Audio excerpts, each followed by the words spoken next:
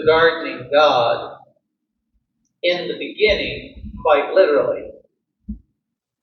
We began looking at God's intentions for the creation and for us in the creation as His stewards, representatives, if you will, to go and do the work of the gardener in the garden creation of God. And in that, there was a test. A test that essentially is going to be represented by the two trees, the tree of life and the tree of knowledge of good and evil. This test was, in essence, a question. Will we follow God's direction and learn to garden His creation the way He designed us to, the way that the creation was designed to be gardened? Or do it our own way and deal with the consequences? And we fail. The calling, you see, had always been to selfless love. Self-giving love, to work for the betterment of the creation, including our fellow human beings.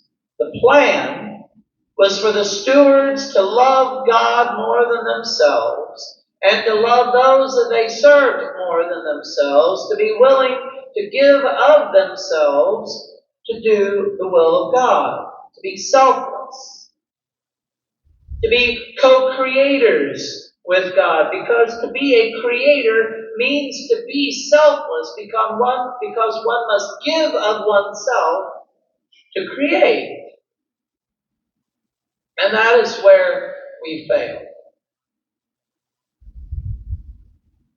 Moving down through the centuries, we see God's chosen people called to go and to be His representatives to the world. To be part of bringing that garden creation beauty back into the world. But they always fail. Even the best representatives of the people of God always fail. In big ways and small. But God was always faithful. He never abandoned them, and He never abandoned the plan. He always promised that a snake crusher would come, one who would destroy the deceiver and free God's children to be able to joyfully follow Him again, as they were always meant to, as sons and daughters.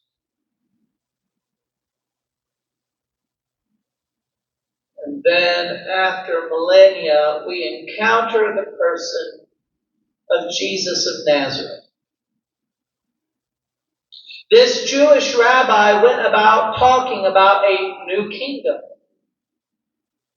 One that looks an awful lot like the garden that God was building in the beginning.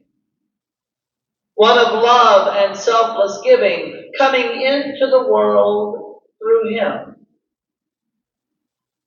He fed the hungry, He healed the sick, raised the dead, forgave the sins of the worst of offenders. He truly embodied what the son of the gardener was supposed to be. And now we find Him in a different sort of garden. An olive grove, to be exact. Likely there would have been an olive press there, meant for squeezing, to extract the valuable juice from the fruit. It is used both for food and for lighting.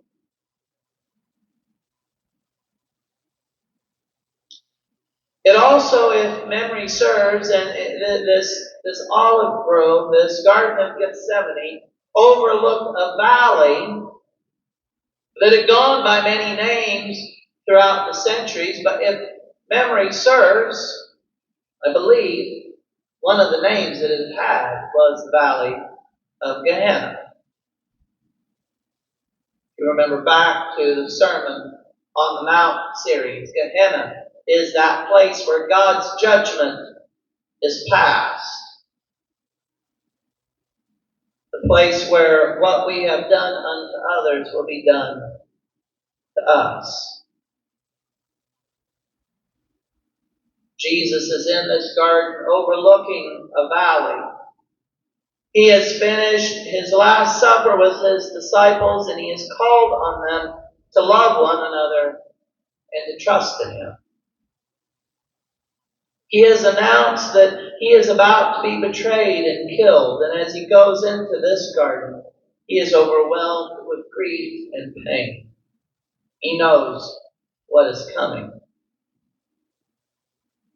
And it has become, in a way, an inverse of the Garden of Eden.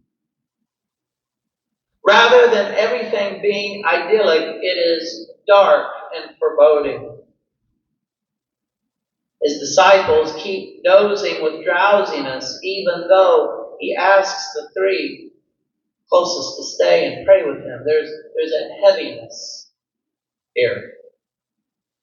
And it says that Jesus' anxiety was almost to the point of death, and in another of the Gospels it said that he was so distressed he sweat great drops of blood. He knew what was coming.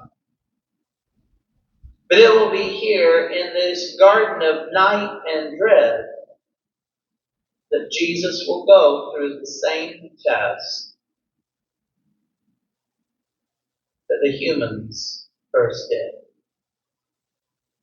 The garden and the two trees will be revisited.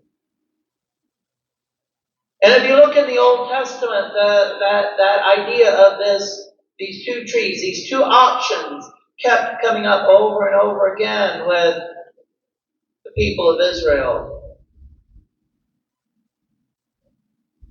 We saw it with the judges. We saw it with David, who is even named as a man after God's own heart. But even in that, he tried to do things his own way and failed. So here once again, a human is being brought to the same test.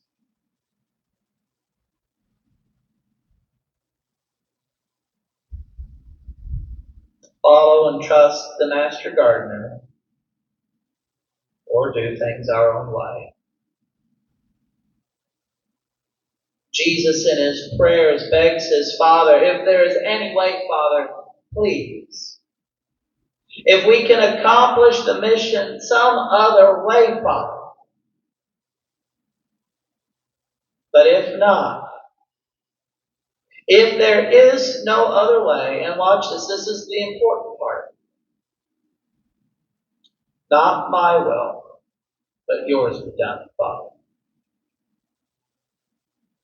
Here the serpent once again was working. The temptation was to do it any other way than the way of self-giving, self-sacrificing love that God calls us to. It is the same temptation as the garden and the trees, but this time the man, the one true human made in the very image of God, he passes the test. He surrenders his will to the Father. He agrees to the work that God has put before him, regardless of the cost. We then see the servants of the enemy invade the garden. They come in with torches and swords. But this time, unlike the Garden of Eden, instead of the humans being driven out, instead the humans have invaded the garden. And they have taken God himself captive into the night. He resists the temptation to fight back, to stop the journey that was leading to the cross. Instead, he embraces the call of his Father, the master gardener. The Son of the Father willingly allows himself to be taken to literally give of himself to death for the sake of the garden and the lost children of God. After his death, after he pours out his last ounce of life in love for the lost, to set things right, to open the doors for a way to be opened back to the true garden, he is buried in a garden. Kind of like a seed.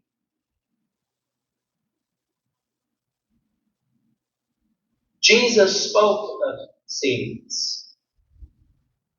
Unless a grain of wheat dies, then it remains just a grain of wheat. But if it dies and is buried, it produces a huge crop. Jesus came and faced the test of the garden, the one that we could never pass. And he passed it with flying colors.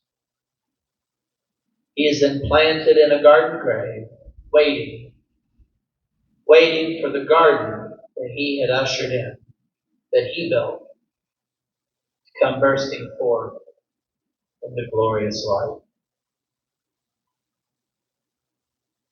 We are called to this same calling, to love until it hurts, to give ourselves for those who despise us, to be part of making all things new.